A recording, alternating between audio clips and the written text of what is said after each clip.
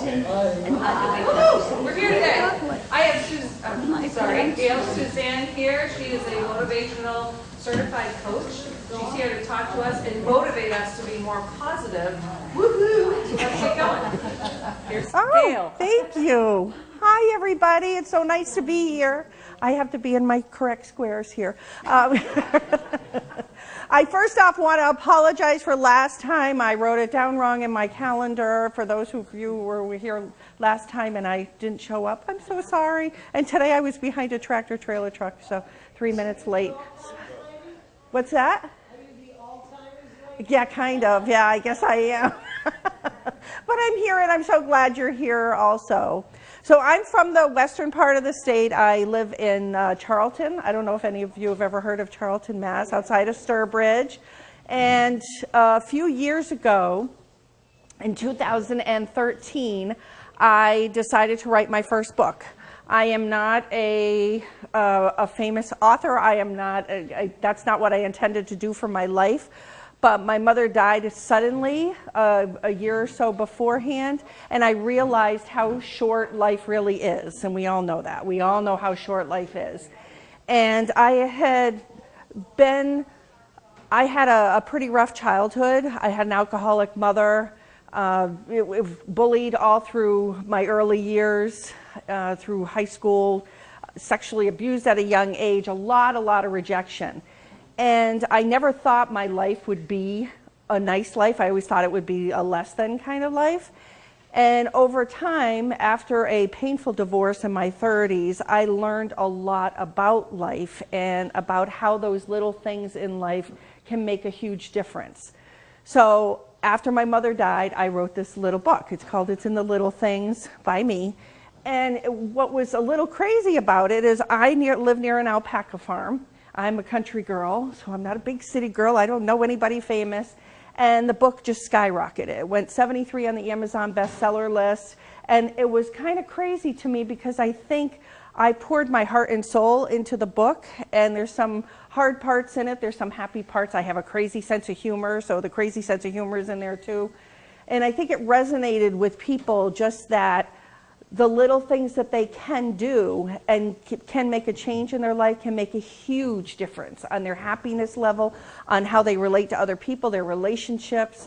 So I want to share a couple of things with you today and also give you permission to take away some little nuggets that I've learned and to incorporate them into your life.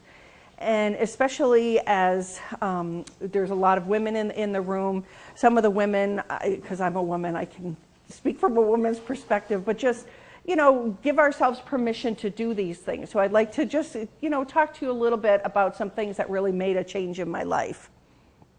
The first one I want to give you permission is to give yourself a hand and give yourself applause for the things that you've been through in your life. Sometimes we go through day to day, and we don't really give ourselves the appreciation and the championing and the encouragement that we need, and give ourselves an applause saying, wow, I went through that. That was a really, really rough time in my life, and I pursued it, and I got through it, and I endured, I persevered. We don't give ourselves enough credit. We give everybody else around us credit. Oh, it wasn't me, it was them, it was... But sometimes to just sit for a minute and give yourself credit and say, wow, that was a really, really hard time and I did it.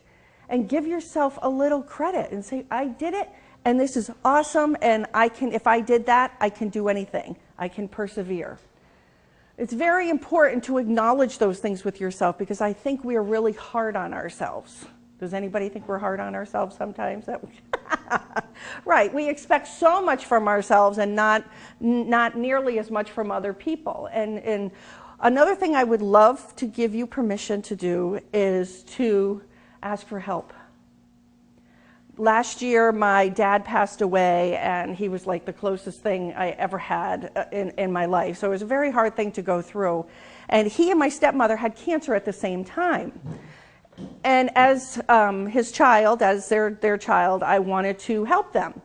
And they were like, no, honey, no, you live too far away. Oh, I don't want to put you out. You have your own life. Does that sound familiar with people?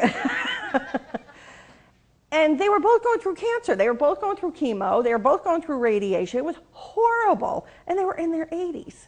And I lived an hour away. So the only thing I could do really was to deliver meals to them. I hired a company to deliver meals to them. And I wanted their permission at first. And I said, can I please do this? And no, no. And they were fighting me as as they're getting sick. And I'm like, can you guys just receive my help and be, with a smile and just, because I love you, I want to help you. And nope, I don't want to do it. I don't want to do it. So I did it anyway because I'm more stubborn than they are. But it was a fight. It was a huge battle. And so I got them the little dinners, that you just pop in the oven, the single serving. So they had all different kinds. And I think I ordered them about 2 weeks worth of meals. And my father and I had dinner every Tuesday night at a little restaurant that we would meet at. And he's like, you know what, honey? He said, that turkey pot pie was really, really good. And I loved the little meatloaf. And he's like, where did you get that stuff? I think we're going to do that for ourselves. And finally, like 2 weeks after, he acknowledged that it was a good thing. He's like, because she was sick and she couldn't really cook, and it was really easy for us to be able to just pop it in the oven. So had he received right from the beginning, I wouldn't have had to beg and plead and go behind their back and do it. It would have been an easy thing. So if you are, and I know as people, we want to take care of ourselves, but sometimes it's very difficult to do that. So I am giving you permission to ask for help. So if you have the flu one day and you're at home and nobody else is around, ask your neighbor, can you go to CVS for me and pick me up some Tylenol or pick me up some cough syrup? Or just ask somebody to help you shovel out the driveway. Just little things so that it'll make your life easier. Because you know what? There are people out there that love you and they want to help you and they want to make your life easier. But it's up to you to be able to receive and to be able to accept that gift. I think about when I want to help my daughter, and my daughter's 24 years old. As a mother, I love my daughter. I want to help her out. And I can see how frustrating it would be for her if I said, oh, no, honey. If I broke my leg or something, I couldn't do anything. No, don't go out of your way. Don't do this, don't do that. She would be so frustrated. She wants to tell me she loves me. She wants to show me she loves me. So instead, I need to back off, take a breath, and then just say, I accept your help. So another thing I would like to give permission is for you to talk nicely about yourselves and for you to accept a compliment. One of the things that I've seen, and I've coached so many people over the years, the thing that I find the most is that people are really hard on themselves and they don't even realize it. So if I say, let's say to this lovely woman in the polka dot, I absolutely love your polka dot shirt. Very cute, all right? Sometimes we would say, oh, this thing? Oh, I got this at Walmart in the clearance bin for $2. Oh, this thing is so old. How can you like this? And not that it is. It's absolutely beautiful. I'm just using it as an example. Or if I say, oh, I love your hairdo. I love the color purple. Oh, I don't like the color purple. Something we downplay ourselves. We don't even realize that we're doing it. We don't even realize we're doing it. Oh, you look beautiful. Oh, yeah, but, my butt's still big, and I have cellulite, and my hair's too frizzy, and we can come up with a million excuses. What I would love for you to become aware of, because we can't make any changes until we're aware of them, but just when somebody gives you a compliment, just think about it for one quick second and don't put that but in there. Just think about it and receive it. You look lovely today. Your hair looks beautiful. You look all fresh. Thank you. And then no buts. No but this, but that. Because the but, what does the but do? It negates everything that was said beforehand. So I am giving you this challenge when someone compliments you, and you have to be aware of it. Josie, you look beautiful today. I want you to say thank you. I want you to smile, receive it, and that takes a second or two, and then Zip it. Don't say but. Don't say you bought it in Walmart on the floor. Don't say it's too curly, it's too long, or whatever, or there's too much, I haven't lost enough weight, or whatever it is, just to receive the compliment. One of the things in life is that there's so much negativity out there. We all know that. You look at the internet, you look at the newspaper, all around, negativity, negativity. So when somebody goes out of their way to say something nice to you, receive it. It's very uncomfortable sometimes for us to receive it because we always want to give. But for your own just health, for your own happiness, learn to receive it. And it only takes a second. The but also works in another way.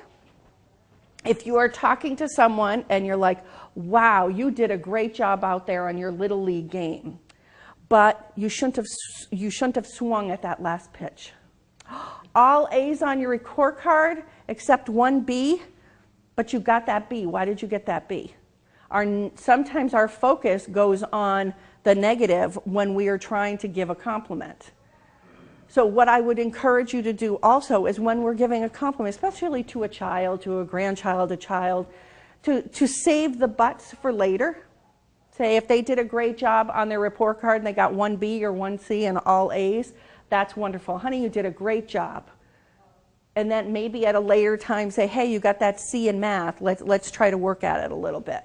If you say, honey, you got all the A's and one C, but look at that C, you're negating everything that you said that was positive. And I think that's something we just do naturally.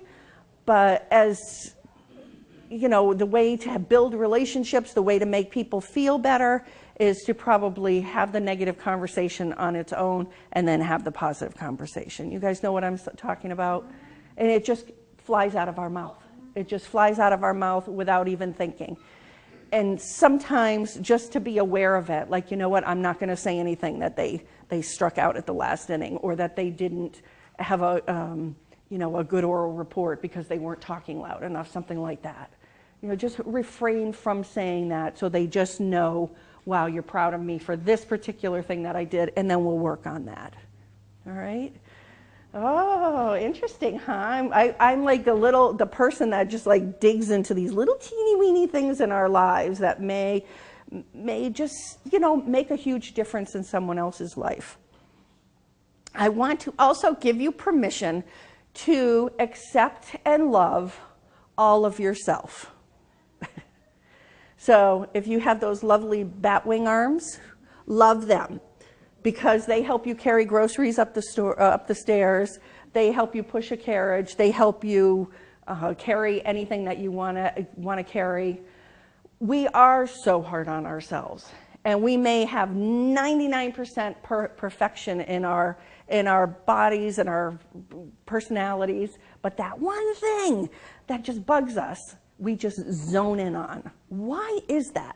If 200 people in the room love you, and then there's that one person that's like, gives you a face, oh no, this is on TV, I'm going to have that funny face on TV. But if that one person gives you that look that you feel uncomfortable, what do? We zone in on that one person. So if you love yourself completely, you won't care because you're loving all of you. Years ago, probably about 7 years ago, I had actually a life-saving surgery. I had a stomach ache. It was the weirdest thing. And the stomach ache turned into this thing that I had on my intestines that I was born with. And it was like 50-something years ago, and I was born with it. And it just, that day, decided to rear its ugly head, and it was ready to just burst, like an appendix burst, but this was something on my intestine. So they called the doctor up at 3 in the morning, the surgeon, and he did an emergency surgery on me. And instead of cutting a straight line, I guess he was like really tired because they woke him up, he made like a question mark line to cut open my so now I have a big question mark on my stomach, like a scar. So there goes my bikini career, or my modeling career. Anyway, I have hated that scar for years because it's not a beautiful, nice straight line. It's just a zagged, ugly thing. And I hated it. I can't tell you. And then I wrote the book, and I'm like, all right, Gail, you have to start loving these icky parts. So I turned it around, and I'm like, well, you know what? This scar means the difference between me being alive and not alive. This scar is something I endured this operation. I endured the pain from it because I was in the hospital like 14 days. Like, who's in the hospital 14 days? Like, you know, it just doesn't happen anymore. So I turned it around and said, you know what? I'm alive. I'm proud that I got through that rough time in my life. I can still, you know, I didn't wear a bikini before, so why am I going to wear one now? Yes, my model dreams have been dashed, but I'm still alive. I'm still living. So that scar is a reminder to me, instead of something negative, because it's ugly and it's a question mark. Like, who has a question mark scar, really, seriously? But to me, it reminds me that I'm alive and I still have work to do in this life, and I still can do what I want to do, and I'm strong enough to be able to do it. So anything that you have that you get down on yourself for, or you feel bad, you're just like, ugh, I'm going to cover it up, be proud, because you have your legs to walk and you have your arms to carry the groceries, and there's so much to be grateful for. And when I think of things in terms of gratitude, oh my God, my whole life changes. You know, when you're grateful for things that you have and grateful for things that, you know, you have endured, your gratitude goes up, or your what's the word, your happiness, your self-esteem, all of that goes up, and you're more happy in your life. You're happier because you feel, okay, yes, I've been through this horrific thing. It's not perfect, but you know what? I'm still here, and I still have time. And you don't think about the butt. And you don't think about the butt. I'm going to tell you, if you ever say butt, I want to say butt when somebody says something to you, think about a butt. Like, just think about a butt. When somebody says something to you, think about the butt, and then that'll stop you in your tracks. Think about your butt. All right, another thing I want to give you permission to do is to think about giving differently. Giving to me was probably the biggest thing that turned my life around. Giving without wanting something in return. Giving to those who can't help you back. I used to think that I had to build an orphanage like Oprah, and I had to give $10 million to something in order to make a difference. I never thought that the teeny weeny little thing that I could do, like give someone a pat on the shoulder or say, are you okay? Or can I help you with that? Would make a difference. And I want to share a story that I do Meals on Wheels in my town. And we had about 30 people that I delivered at this time. And there was a storm, and I was late for this woman, and she had had a stroke, and she was in her mid-80s, lovely, lovely woman. The stroke altered her speech, and she couldn't, her hands were not functioning, so I was trained to undo her cellophane, take her milk carton, put it, you know, fix her straw, everything. So she always had a nice little, neat little place setting when I went to her house, and we would chat for a little while. She was adorable. I was late this particular day because there was a really bad storm, about a half an hour late. And she was rummaging through an empty bag of a loaf of bread. There were just crumbs on the bottom when I came in. So that told me this poor woman was starving when I got there. I was maybe 45 minutes late. I walked into the door. I'm like, Lainey, I'm so sorry. I'm late. Can I you know, get you something before I start your dinner? And there was bananas on the table. So I said, can I peel you a banana? And she's like, yes, honey, yes, yes, yes. So she ate that banana in probably 10 seconds. I mean, the poor thing was starving. And as I'm doing all of her, getting all of her food ready, I realized that peeling a banana to her was unbelievably, you know, helpful at that moment. It made the difference between her starving and not starving, really, in that moment. For me, peeling a banana was what? Nothing. Nothing. It wasn't even on my radar as something that I could do for someone else. It was nothing. And that taught me such a lesson that day, that I don't have to build an orphanage. I don't have to donate $10 million somewhere. That day I peeled a banana And it made all the difference in the world to that one person. And it made me think, those little tiny things that I think are so insignificant are the biggest things of all.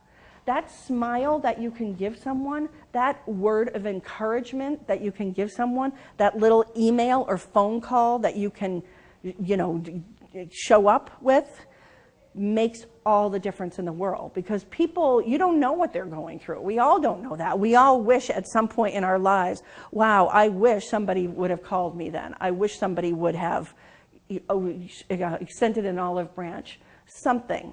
But we just don't know that. So I think for us to look at those insignificant things as huge things can change our lives, and it can change the lives around us. So many times we end up in our own little bubbles, where we get up, we brush our teeth, we go to work or do our things, and then we come home and we do the same thing again. And there's need all around us, all around us. And it can even be as simple as going to the grocery store and just going there and smiling. And just like, not creepy smiling, but just like smiling to people like, hi, just hi, how are you today, or whatever. See if someone needs help. If you open your eyes to see if someone needs help, like putting cat litter into the trunk or whatever it is, even putting their cart away in the rain, something like that, tiny, tiny little things. It's maybe not going to change their life, but I know that day when I helped Lainey with the banana, it did help her.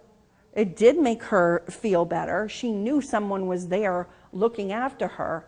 And also, if Lainey had seen my question mark scar, she wouldn't have judged me. She would not have judged me. She wouldn't have cared if I had, one eyebrow and no, she wouldn't have cared about anything. Because right at that moment, she was grateful to have that banana. It was profound for me, because I always thought, well, I'm volunteering for people and I'm helping other people. And it's like, well, yeah, but I think they're giving me the lesson. When you volunteer, they give you the lesson. And I know, just speaking with your director, that there are so many volunteers in here, and it's so important.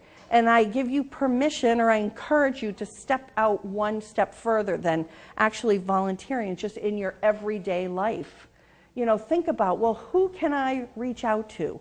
Who has been struggling lately? Who would love a little card, a handwritten card? All it costs is a stamp. You can find a little card or write a little note. Those things of encouragement mean so much, because people sometimes are silent in their suffering and silent in their pain.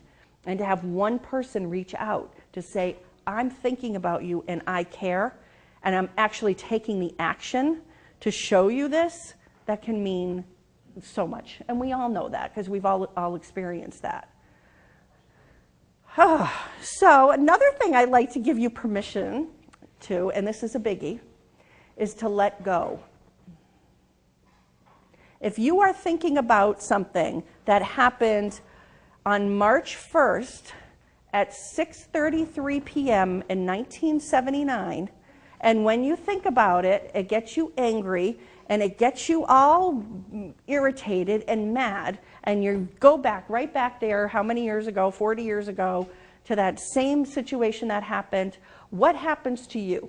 You might clench your fists, a vein might pop out of your forehead, your heart might start beating quickly, you might, break out in acne, you might get red, you might get sweaty, you might start shaking. All of these things are happening to you because you're angry about that thing that happened in 1979 on March 1st at 6:43 p.m. That you remember the exact moment. And when it goes in your head, you're thinking back to it and you're like, oh, got me so mad, and we still haven't made up and it still gets me mad, and then you get all worked up. Okay? The other person that you're thinking about that made you mad on March 1st, 1979 at 6:43 p.m., they're on the other side of town, and they're eating a sandwich watching Wheel of Fortune. Not 1 ounce of thought is coming your way. And what's happening to you? All this stuff is happening to your body, and you're getting angry, and you're getting... So this is why they say forgiveness and letting go is something you do for yourself.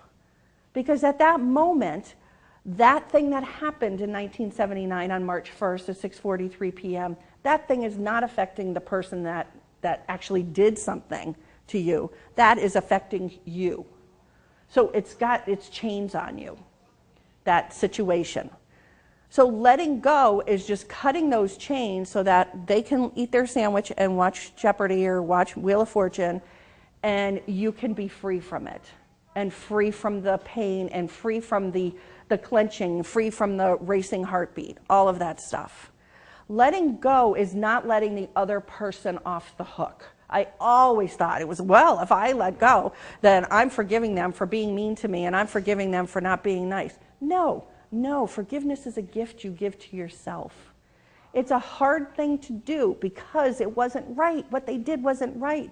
But when you still have those feelings attached to it, then it's hurting you, and you don't want to hurt yourself anymore. Let the universe work their magic, and you know, that person, who knows, that person might have gotten, you know, a lesson in life somehow, somewhere along the way that you don't even know about. But it's hurting you. So just think of it as a chain, that I'm going to break my chain between that episode in March 1st, 6:43 p.m., 1979, today. I give myself permission to break it. I'm cutting it. I got the shears, cutting it. Now I'm free from it. So when I think of that episode, yes, was it hurtful? Yes. Was it not right? Yes. But am I going to live the rest of my life tied to that March 1st, 1973, 6:43 episode? No. I am choosing, and I'm giving myself permission to cut it and let it go. And if you have to do a visual thing, I've heard of people writing it down on a little piece of paper and attaching it to a helium balloon and letting it go, or writing what you're upset about on a piece of paper, burning it and say, it's gone from my life, and now my body, I'm not holding on to any of that resentment and anger. I had a client who, lovely lady, lovely woman, and we started talking about her family. And she says, I haven't spoken with my brother for 15 years. I'm like, oh my God, that's so awful. And she had a tear in her eye. So I knew it stung. I knew it hurt. And I said, well, what was the issue? Like, why haven't you spoken for 15 years? And she said, well, we got into an argument. We didn't agree on something. And I said, well, what was that? And she said, I don't even know. I don't even know. I mean, like 15 years ago, you stopped talking to your brother, only brother. Brother has a family. So you talk to not talking to her brother, her sister-in-law, her nieces and nephews. Because what? She doesn't know. And you knew it hurt her. So I suggested, why don't you write? It was around the holidays, and I said, why don't you write him a little note for Thanksgiving and just say, hi, Joe, or whatever his name is, I'm thinking of you. Wrote him a letter. Do you know, 2 days later or 3 days later, he called her on the phone. And to this day, they are still in touch. So all it takes sometimes is just a little reaching out, a little olive branch. And that doesn't mean that she and her brother have to like be besties and do everything together. But what it could mean is that when they're at a family function, they'll say, hi, how are you? And they'll talk to each other. You know, you decide if someone really hurts you, but yet it's holding you back from going to family functions, or holding you back from going to things that you're like all nervous about and you're all gossipy and, you know, oh, look what they're doing, look at that. If you have that olive branch and that relationship between you saying, look, we're not going to be as close as we were before, but I would like to go to Susie's graduation party without any tension. I'd like to be in the same room with you without everybody being like, what are they doing? What are they doing? Just to smooth the air. We don't have to be best friends. You don't have to come over to my house for dinner every night. But I would want it to be a cordial relationship. And like anybody can do that. And that lifts so much off of you, because there's always this hurtness or this sadness inside of us when we are in a rift with someone, when we don't see them. I know it was like that for me with my mother, because my mother disowned me for about 10 years, and she didn't go to my wedding. And it was very difficult. I sent out the olive branch, and she chose not to do it because I chose to live with my father at the ripe old age of 13. And it was difficult. And I reached out to her at one point in my 20s, and we were okay, but we had to have a boundary. And I told her, I'm like, Ma, we can, talk, but we need to, you can't tell me what to do all the time, and, with everything. And it was a difficult relationship, but we did make peace prior to her death. And I was very happy about that. We have to do what we have to do to protect ourselves, but then on the other hand, to build relationships and to keep things smooth, reaching out and connecting with someone that we haven't for a long time is important also, especially for those around us, especially for her nieces and nephews now that she can be with them. So what other permissions do I want to give you? Forgiveness is a big one, and forgiveness and letting go, vent about it, scream in a pillow, talk to a friend about it a million times, but eventually do yourself a favor and forgive. So these things don't like get stuck in you. They say like when you have to carry stress around, sometimes it's in your stomach, sometimes it's in your back. And I'm a believer of that. When we hold on to negativity, that our bodies respond. There's symptoms in our bodies that really are affected. So I think there was one other thing I wanted to go through. Do you want me to read one of the chapters in here? They're very small chapters. Yes? No? Okay. So just to let you know, my book is it's 50 short stories. So it's a very easy read. And it's all about the ups and downs of life. So it takes you through marriage, it takes you through kids, it takes you through parents getting sick, it takes you through funny times, dating. My dating chapter is called After I Was Divorced in My 30s, and I didn't meet my current husband until like 6 years later. And my dating chapter in here is, if he looks like Liberace and he's at the bar, that's my blind date. So it'll tell you what kind of dates I was on. So anyway, does anybody have any questions or anything? I'll kind of wrap up. The book is $10. I can sign it for you today, and if anybody ever needs me for any kind of speaking or motivational talks or just, one-on-one little groups, I'm available. So I am so pleased that you're all here today, and again, I apologize. Thank you. Thank you.